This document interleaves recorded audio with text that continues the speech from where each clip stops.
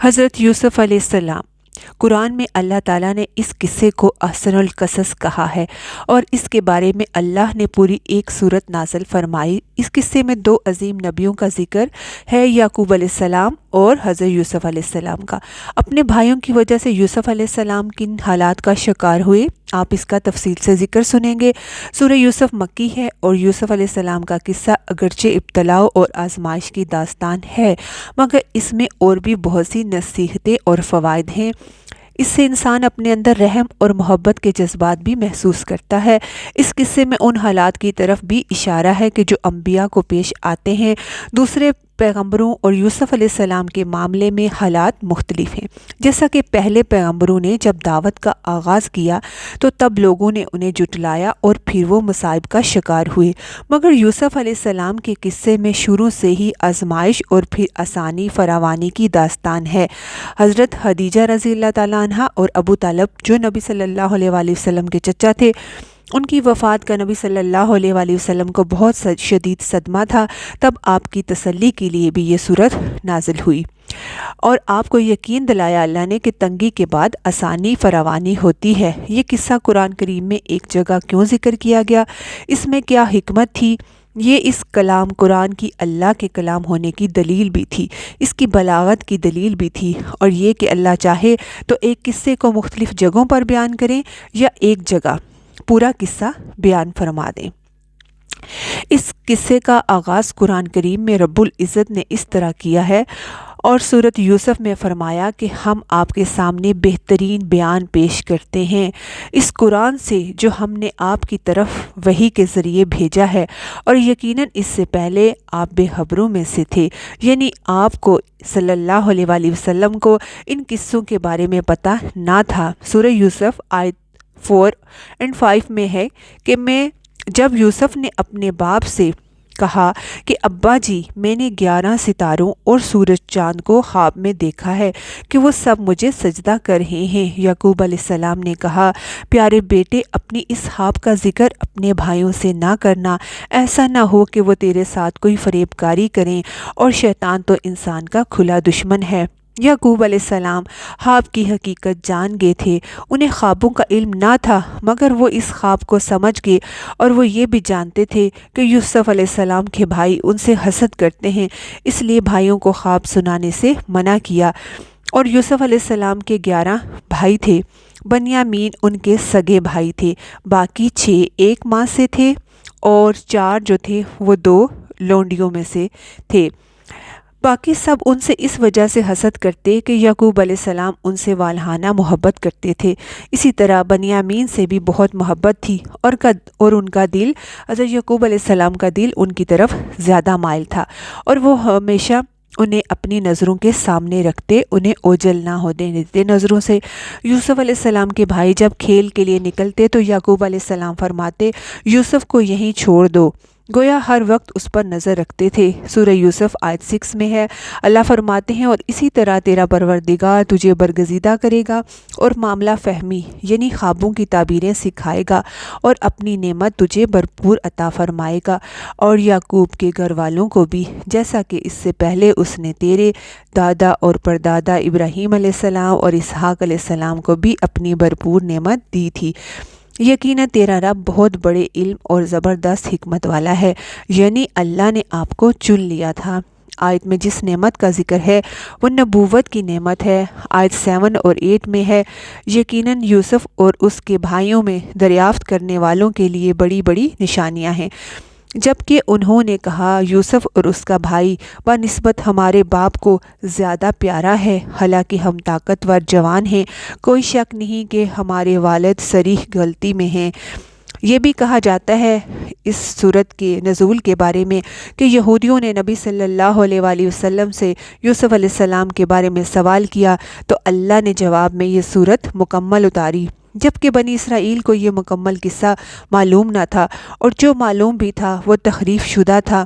تو یوسف علیہ السلام کے بھائیوں نے کہا کہ ہمارا باپ یوسف سے کیوں زیادہ محبت کرتا ہے۔ اس پر انہوں نے باہمی مشورہ کیا اور سوچ بچار کے بعد یوسف کے قتل کی تجویز ہوئی۔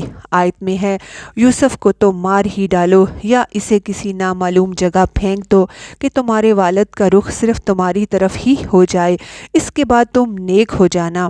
جبکہ بڑے بھائی نے اس کی مخالفت کی، کہا قتل بہت سنگین جرم ہے۔ اس پر وہ بولے کہ تب اسے پھر کہیں غائب کر دو اور یوسف والی رکاوٹ ختم ہو جائے۔ آیت 10 میں ہے، اللہ فرماتے ہیں ان میں سے ایک نے کہا یوسف کو تو قتل نہ کرو بلکہ اسے کسی اندھے کنویں کی تہہ میں ڈال آؤ تاکہ آتا جاتا قافلہ اسے اٹھا لے جائے۔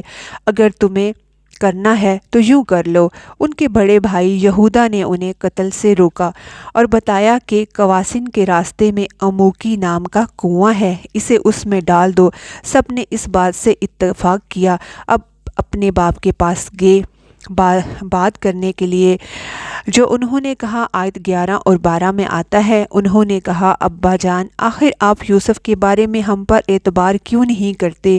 ہم تو اس کے خیر خواہ ہیں، آپ تو کل اسے ہمارے ساتھ ضرور باہر بھیجیے گا کہ یہ خوب کھیلے کھائے پیے، اور اس کی حفاظت کے ہم ذمہ دار ہیں۔ یعقوب علیہ السلام نے بات کے جواب میں جو کچھ کہا، آیت 13 اور 14 میں ہے، اس کا ذکر موجود ہے۔ یعقوب علیہ السلام نے کہا اسے تمہارا لے جانا مجھے تو سخت صدمہ دے گا، اور مجھے یہ بھی کھٹکا لگا رہے گا کہ تمہاری غفلت میں اسے بھیڑیا کھا جائے۔ انہوں نے جواب دیا، ہم جیسی زور آور جماعت کی موجودگی میں بھی اگر اسے بھیڑیا کھا جائے تو ہم بالکل نکمے ہی ہوئے۔ وہاں بھیڑیے کثرت سے تھے، اس لیے یعقوب علیہ السلام ڈرتے تھے، لیکن بیٹوں کے بار بار اصرار کرنے پر یعقوب علیہ السلام یوسف علیہ السلام کو ان کے ساتھ بھیجنے پر رضامند ہو گئے۔ آیت 15 میں ہے کہ پھر جب اسے لے چلے اور سب نے مل کر ٹھان لیا کہ اسے غیر آباد کنویں کی تہہ میں پھینک دیں گے، ہم نے یوسف کی طرف وحی کی، یقیناً وقت آ رہا ہے کہ تو انہیں اس ماجرے کو، اس کی خبر اس حال میں دے گا کہ وہ جانتے ہی نہ ہوں گے۔ بعض روایات میں ہے کہ انہوں نے راستے میں یوسف علیہ السلام کو مارا پیٹا برا بھلا کہا، کیونکہ یہ تو ان کے لیے معمولی بات تھی، وہ تو قتل کے در پہ تھے۔ آخر وہ کنویں کے پاس پہنچے اور مشورے کے مطابق انہیں کنویں میں ڈال دیا۔ یوسف علیہ السلام کنویں میں ایک پتھر پر گرے، یعنی پانی میں نہ گرے، آپ اس پتھر پر بیٹھ گئے۔ اللہ تعالیٰ کی طرف سے انہیں تسلی دی گئی کہ آپ پریشان نہ ہوں، بہت جلد آپ کنویں سے نکلیں گے۔ یوسف علیہ السلام کو کنویں میں ڈالنے کے بعد انہوں نے گھر جانے کی بھائیوں نے تیاری کی۔ آیت 16 میں آتا ہے، اور عشاء کے وقت وہ سب باپ کے پاس روتے ہوئے پہنچے اور باپ کو تفصیل سنائی۔ آیت 17 میں اس کا ذکر ہے، اور کہنے لگے ابا جی ہم تو آپس میں دوڑ میں لگ گئے اور یوسف کو ہم نے سامان کے پاس چھوڑا، پس اسے بھیڑیا کھا گیا۔ آپ تو ہماری بات نہیں مانیں گے، گو ہم بالکل سچے ہی ہوں، حالانکہ صاف ظاہر تھا کہ وہ جھوٹ بول رہے ہیں، جیسا کہ اگلی آیت میں ہے کہ یوسف کے کرتے کو جھوٹ موٹ کے خون سے خون آلود بھی کر لائے۔ ابن عباس فرماتے ہیں کہ انہوں نے بکری ذبح کی اور یوسف علیہ السلام کی قمیض پر اس کا خون مل لیا، اور خون میں لت پت قمیض یعقوب علیہ السلام کے پاس لے آئے۔ جب یعقوب علیہ السلام نے دیکھا تو فرمانے لگے، یہ بھیڑیا بھی کتنا رحم دل تھا کہ میرے بیٹے کو تو کھا لیا اور قمیض کو کچھ نہیں کہا، تمہاری عقل کہاں ہے؟ اس بات کا ذکر آیت 18 میں ہے۔ باپ نے کہا، یوں نہیں بلکہ تم نے اپنے ہی دل سے ایک بات بنا لی ہے، پس صبر ہی بہتر ہے، اور تمہاری ہوئی باتوں پر اللہ ہی سے مدد طلب کی ہے۔ ادھر دوسری طرف کیا ہوا؟ آیت 19 میں اللہ تعالیٰ فرماتے ہیں، اور ایک قافلہ آیا اور انہوں نے اپنے پانی لانے والے کو بھیجا، اس نے اپنا ڈول ڈالا اور کہنے لگا، واہ واہ خوشی کی بات ہے، یہ تو ایک لڑکا ہے۔ انہوں نے اسے مال تجارت قرار دے کر چھپا لیا، اور اللہ اس سے باخبر تھا جو وہ کر رہے تھے، یعنی جب اس پانی لانے والے آدمی نے اپنا برتن وہ ڈول کنویں میں پھینکا تو یوسف علیہ السلام اس میں بیٹھ گئے۔ جب اس نے ڈول باہر نکالا تو دیکھا تو وہ ایک خوبصورت بچہ تھا۔ وہ بہت خوش ہوا، کیونکہ اس زمانے میں غلاموں اور لونڈیوں کی تجارت ہوتی تھی۔ قافلے والوں کو خوف ہوا کہ یہ لڑکا کہیں ان سے چھن نہ جائے۔ اس خوف کے پیش نظر انہوں نے یوسف کو اپنے پاس چھپا لیا۔ انہوں نے یہ بھی سوچا کہ یہ کوئی بھاگا ہوا غلام ہے، اگر اس کا مالک آ گیا تو وہ اسے لے جائے گا۔ یہ قافلہ مدائن سے مصر جا رہا تھا۔ جب یہ مصر پہنچے تو انہوں نے یوسف علیہ السلام کو معمولی قیمت میں فروخت کر دیا، اس کے مالک کے آ جانے کے خوف سے بھی۔ ابن عباس فرماتے ہیں کہ انہوں نے یوسف علیہ السلام کو صرف 20 درہم میں بیچ دیا، اور یہ نہایت معمولی قیمت تھی۔ آیت 21 میں ہے، مصر والوں میں سے جس نے اسے خریدا تھا اس نے اپنی بیوی سے کہا، اسے بہت عزت و احترام کے ساتھ رکھ، بہت ممکن ہے کہ یہ ہمیں فائدہ پہنچائے یا اسے ہم اپنا بیٹا ہی بنا لیں۔ یہ شخص مصر کا وزیر خزانہ تھا، بے اولاد تھا۔ اس نے سوچا شاید یہ لڑکا بڑا ہو کر اچھا انسان بنے، لہٰذا کیوں نہ ہم اسے بیٹا بنا لیں۔ اس طرح یوسف علیہ السلام وزیر خزانہ کے گھر پلے بڑھے۔ وہ عزیز مصر کہلاتا تھا۔ عزیز نے آپ کو بیٹوں کی طرح رکھا۔ آپ کچھ بڑے ہوئے تو شاہی محل کی دیکھ بھال آپ کے ذمہ لگا دی گئی۔ شاہی محل کے تمام اختیارات آپ کے سپرد کر دیے گئے۔ آیت 21 اور 22 میں ہے، یوں ہم نے مصر کی سرزمین میں یوسف کا قدم جما دیا کہ ہم اسے خواب کی تعبیر کا کچھ علم سکھا دیں۔ اللہ اپنے ارادے پر غالب ہے، لیکن اکثر لوگ بے علم ہوتے ہیں۔ اور جب یوسف علیہ السلام پختگی کی عمر کو پہنچ گئے تو ہم نے اسے علم اور قوت فیصلہ دیا، اور ہم نیکوکاروں کو اسی طرح بدلہ دیتے ہیں۔ یوسف علیہ السلام بہت پاکیزہ اور توحید والے ماحول میں پروان چڑھے۔ گھر کا سارا انتظام ان کے ہاتھ میں تھا، اور آپ بہت سمجھ بوجھ کے ساتھ اسے چلا رہے تھے۔ ابھی عزیز مصر کی بیوی نے آپ کو گمراہ کرنے کی کوشش نہیں کی تھی۔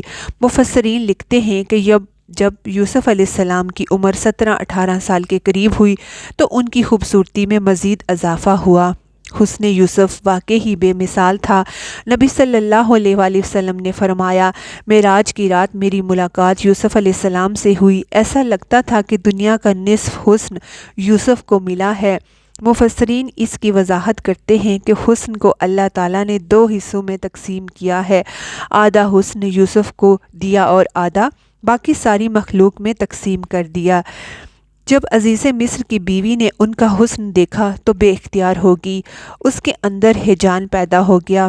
اس نے یوسف علیہ السلام کے ساتھ بدکاری کا ارادہ کر لیا، ان کے ساتھ لطف و عنایت کا سلسلہ شروع کر دیا، اور پھسلانے کے جو طریقے تھے وہ اختیار کیے، ناز و نخرے کے ساتھ ان سے پیش آنے لگی۔ آیت 23 میں اللہ فرماتے ہیں، اس عورت نے جس کے گھر میں یوسف تھے یوسف کو بہلانا پھسلانا شروع کیا کہ وہ اپنے نفس کی نگرانی چھوڑ دے، اور دروازے بند کر کے کہنے لگی، لو آ جاؤ یوسف۔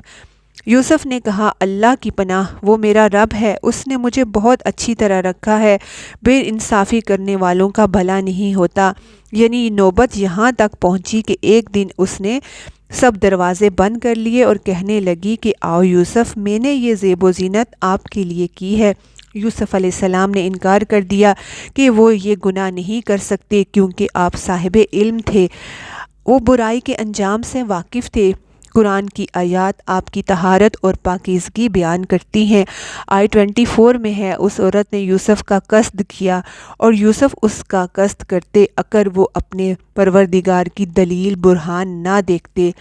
یوسف نے ایسا کیا دیکھا، یہاں تک کہ اللہ کی مہربانی سے ان کے دل میں اس کا خیال تک نہ آیا۔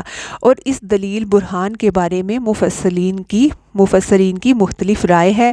بعض کے نزدیک یہ جو برہان تھا، آپ یوسف علیہ السلام نے جبریل علیہ السلام کو دیکھا اس وقت، بعض کہتے ہیں کہ آپ نے یعقوب علیہ السلام کو دیکھا، وہ انہیں انگلی کے اشارے سے منع کر رہے تھے۔ بہرحال اس بارے میں کوئی صحیح حدیث نہیں ملتی کہ یہ دلیل کیا تھی، آپ نے ایسی کون سی چیز دیکھی تھی کہ آپ کو ایسا خیال تک نہ آیا، اور برہان اللہ ہی کی طرف سے تھا۔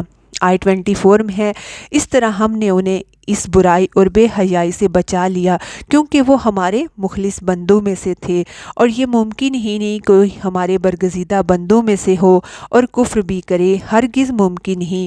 عزیز مصر کی بیوی نے اصرار کیا، آپ کو مجبور کیا اور قریب آنے کی کوشش کی تو یوسف علیہ السلام وہاں سے بھاگے۔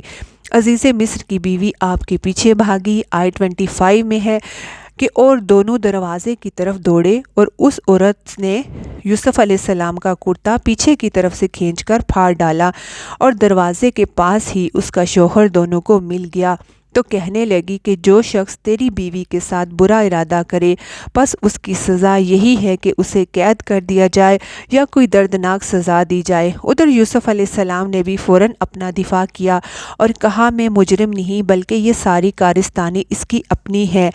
آیت 26 اور 27 میں ہے، یوسف نے کہا یہ عورت ہی مجھے پھسلا رہی تھی، اور عورت کے قبیلے کے ایک شخص نے بھی گواہی دی کہ اگر اس کا کرتا آگے سے پھٹا ہوا تو عورت سچی ہے، اور اگر اس مرد کا کرتا پیچھے کی جانب سے پھٹا ہو تو عورت جھوٹی ہے، یوسف سچا ہے۔ یہ گواہ کون تھا؟ اس کے بارے میں دو طرح کی روایات ہیں۔ ایک یہ کہ وہ دودھ پیتا بچہ تھا جس نے کہا اور کہ عورت نے بہکایا ہے اور یہ اللہ کا معجزہ تھا، اور دوسری روایت ہے کہ وہ عزیز مصر کے ساتھ اس کا چچا زاد تھا، اس نے کہا کہ قمیض کو دیکھو۔ آیت 28 میں ہے، سو جب خاوند نے دیکھا کہ یوسف کا کرتا پیٹھ کی جانب سے پیچھے کی جانب سے پھٹا ہوا ہے تو صاف کہہ دیا کہ یہ تو تم عورتوں کی چال بازی ہے، بے شک تمہاری چال بازی بہت بڑی ہے۔ یہ جملہ سب عورتوں کے لیے نہیں قرآن میں بولا گیا، جیسا کہ کچھ لوگ مثال دیتے ہیں کہ عورتوں کے بارے میں قرآن میں یہ کہا گیا ہے، یہ اللہ نے نہیں فرمایا تھا بلکہ عزیز مصر کا اپنی بیوی کو کہنا تھا، یہ اس کی بات تھی، اللہ کی بات نہیں۔ سید قطب کہتے ہیں کہ عزیز مصر ان لوگوں میں سے تھا جن کے نزدیک شرف کی کوئی قیمت نہ تھی، اگر اس میں غیرت ہوتی تو اس کا خون کھولتا، وہ عورت پر برہم ہوتا، لیکن اس نے غصے کے بغیر کہا۔ آیت 29 میں ہے، یوسف اب اس بات کو جانے دو، اور اے عورت تو اپنے گناہ سے توبہ کر، بے شک تو گناہ گاروں میں سے ہے۔ اس کے علاوہ اسے کوئی اور بات نہ کی، یہاں تک کہ یوسف علیہ السلام کو گھر ہی میں رہنے دیا۔ لیکن پھر یہ خبر شہر میں آگ کی طرح پھیل گئی، عورتیں طرح طرح کی باتیں کرنے لگی، لوگ عزیز مصر کی بیوی کو طعنے دینے لگے۔ آیت 30 میں ہے، اور شہر کی عورتوں میں چرچا ہونے لگا کہ عزیز مصر کی بیوی اپنے جوان غلام کو اپنے مطلب کے لیے بہلانے پھسلانے میں لگی رہتی ہے، اس کے دل میں یوسف کی محبت بیٹھ گئی ہے اور وہ گمراہی میں ہے، یعنی غلام سے محبت کر کے اس نے بے وقوفی کی ہے، اسی طرح اسے خوب برا بلا کہا گیا۔ یہ خیر خبر جو تھی وہ عزیز مصر کی بیوی تک بھی پہنچ گئی۔ آیت 31 میں ہے کہ اس نے جب عورتوں کی پرفریب مکارانہ باتیں سنی تو انہیں بلوا بھیجا اور ان کے لیے ایک مجلس مرتب کی، اور ان میں سے ہر ایک کو پھل کاٹنے والی چھری دی اور کہا اے یوسف ان کے سامنے چلے آؤ۔ ان عورتوں نے جب اسے دیکھا تو بہت بڑا جانا اور اپنے ہاتھ کاٹ لیے، اور زبان سے نکل گیا اللہ کی پناہ، یہ انسان ہرگز نہیں، یہ تو یقیناً کوئی بہت بزرگ اور فرشتہ ہے۔ یعنی ان عورتوں کو آپ کا حسن دیکھ کر ہوش نہ رہا اور پھلوں کی بجائے اپنے ہاتھ کاٹ لیے۔ آیت 32 میں ہے، اس وقت عزیز مصر کی بیوی نے کہا یہ ہے وہ جس کے بارے میں تم مجھے طعنے دے رہی تھی، میں نے ہر چند اس سے اپنا مطلب حاصل کرنا چاہا لیکن یہ بال بال بچا رہا، اور جو کچھ میں اس سے کہہ رہی ہوں اگر یہ نہ کرے گا تو یقیناً قید کر دیا جائے گا اور بے شک یہ بہت ہی بے عزت ہوگا۔ پھر یہ بات یہیں پر ختم نہ ہو گئی بلکہ تمام عورتیں یوسف علیہ السلام پر ٹوٹ پڑیں، ان میں سے ہر ایک یہی خواہش رکھتی تھی کہ یوسف علیہ السلام اس سے محبت کریں اور بے حیائی کا ارتکاب کریں، اپنی عزت اور شرف کو انہوں نے خاک میں ملا دیا، وہ سب یوسف علیہ السلام کے حسن پر فریفتہ ہو گئی۔